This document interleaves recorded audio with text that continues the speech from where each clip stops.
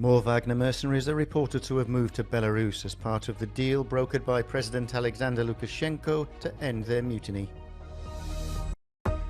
Russia rejects accusations of human rights violations in Ukraine and criticism of its decision to pull out of the grain initiative. As the world experiences a wave of extreme weather, US Special Climate Envoy John Kerry is in China for talks aimed at reviving climate cooperation. More mercenaries from Russia's Wagner military group are said to have rolled into Belarus as part of the deal that ended their mutiny. Film of some Wagner members instructing Belarusian territorial defence forces was released last week, although the video hasn't been independently verified. There are reports of over 100 vehicles carrying Russian flags and Wagner insignia heading towards a field camp that Belarusian authorities have offered the company.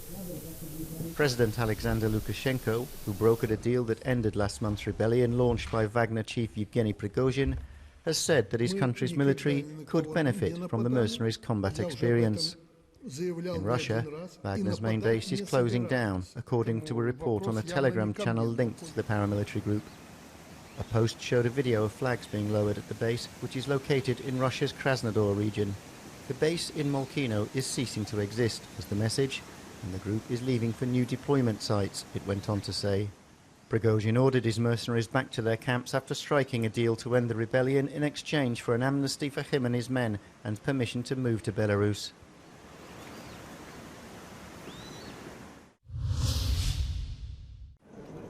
Ukraine's armed forces say there were several overnight attacks by drones. Explosions were heard in Mykolaiv and the Black Sea port of Odessa. They said dozens of attack drones of Iranian origin were used in the raids, adding that Odessa was also targeted with Caliber cruise missiles, but that all the rockets were shot down. Meanwhile, Russia said its armed forces also shot down 28 Ukrainian drones over Crimea on Monday night.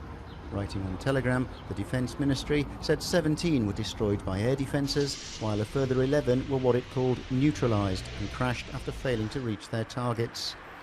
Russian President Vladimir Putin, meanwhile, has promised a response to Ukraine's second attack on a key bridge in Crimea, which took place early on Monday morning. The Kremlin said traffic is now flowing again on the crossing. Putin said he expected concrete proposals to improve security on the bridge, which is important for supplying Russian troops in Ukraine.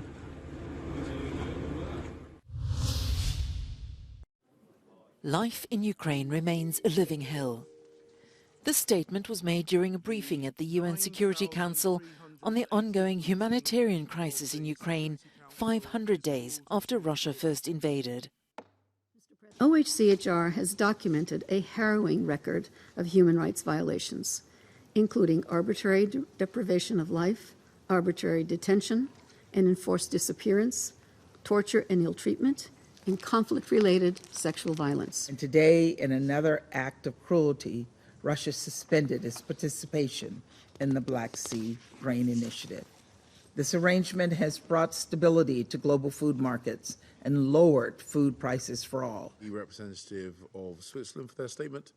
I give the floor to... Russia has rejected the criticism and complained instead of alleged terrorist attacks by Ukraine. Поскольку сегодня в этом зале, помимо вас, без участия России Черноморская инициатива прекращает свое функционирование с 18 июля. Россия будет готова рассмотреть ее восстановление только при получении конкретных результатов, а не обещаний и заверений от западных столиц.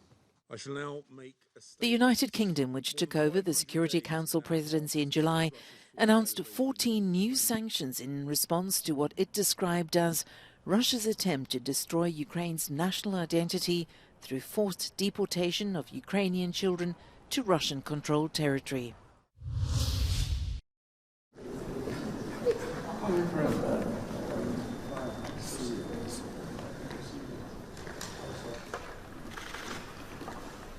Well, experience, if we work at it. Thank you. Thanks very much. China and the United States are the two most powerful economies in the world. We also happen to be the two largest emitters of greenhouse gases. And so the imperative of our two countries coming together and working and showing the rest of the world how we can cooperate begin to address this with the urgency it requires is incredible. At that time, I was a party, and you two had a camp.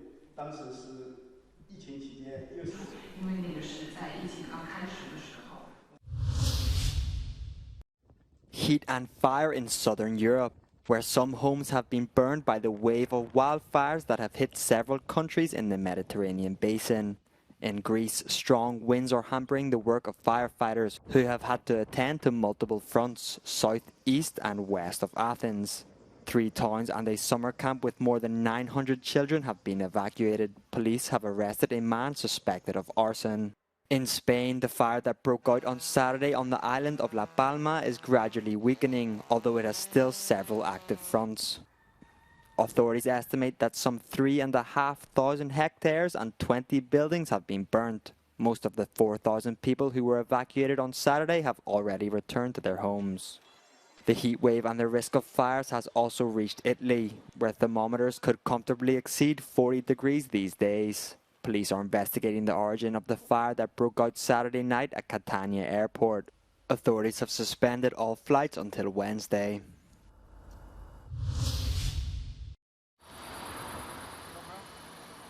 Five people died and 8 more were injured when a small plane crashed into a hangar at an airfield near the Polish capital, Warsaw. The plane had been trying to land in bad weather conditions. Some of the injured had been sheltering from the rain in the hangar. The pilot was among those who died and a small child was among those hurt. The injured were taken to hospitals in Warsaw, 2 of them in a serious condition.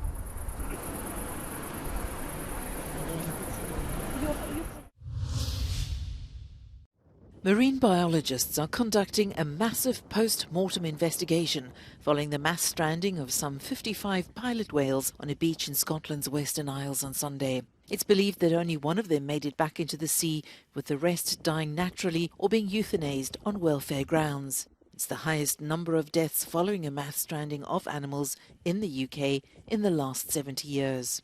It's not immediately clear why they became stranded, but one theory is that the pod may have followed a female whale onto the beach when she experienced problems. Princess Diana's iconic black sheep jumper is going up for auction next month. When she wore it, it sparked speculation that the black sheep depicted might symbolise how the young royal felt about herself. A newly engaged Diana Spencer wore it to watch her future husband, Prince Charles, play polo back in 1981. The black sheep motif was a little hint of the 19-year-old's humour and sense of style.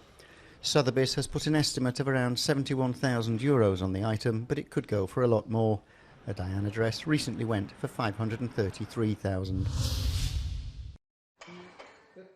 It has been described as an epidemic linked to the gradual aging of humanity. Alzheimer's, a disease that steals the very identity of those afflicted by it and irreparably erodes their mental faculties. Until recently, there's been no effective treatment. Now, American pharmaceutical company Eli Lilly says it's developed a new drug, donanemab, that slows cognitive decline in Alzheimer's patients by up to 35%, a potential game changer if taken early. We're actually about to start a called primary prevention in people with genetic Alzheimer's disease. They know they have a mutation, but they are 25 years or so before they're due to get symptoms. The aim is, if you can give them an anti-amyloid therapy, can you prevent the disease ever starting? And we're going to start that in the next few months, which I think is really exciting. Eli Lilly is now calling on health authorities to approve donanemab, which works in the same way as lecanemab, approved for use in the US earlier this month. Somewhere in the Black Mountains of Wales, an unlikely crop is being cultivated. Daffodils, which are grown at higher altitudes, hold a special power. They produce a crucial medical compound, a key component in pills to combat Alzheimer's. Recent studies reveal another potentially astonishing benefit. Early evidence shows high-altitude daffodils produce extract, which when fed to cows has the unique ability to reduce methane emissions. The challenge, to get flower crops to grow consistently on mountain tops. We found when we tried to grow daffodils here that all the traditional practices from the daffodil industry, from decades didn't work and didn't apply. In the end, we had to throw out the rule book and completely reinvent the whole process from start to finish. The daffodil is synonymous with Wales. It's the national flower of the country. But the last place you'd expect it to be grown here is the Black Mountains. The reason it is, although it's challenging, is because these conditions are the perfect conditions to produce the crucial compound when it comes to reducing methane. It became apparent very quickly that daffodils are packed full of very powerful bioactive compounds. Cows and other farm animals contribute approximately 14% of human-induced climate emissions.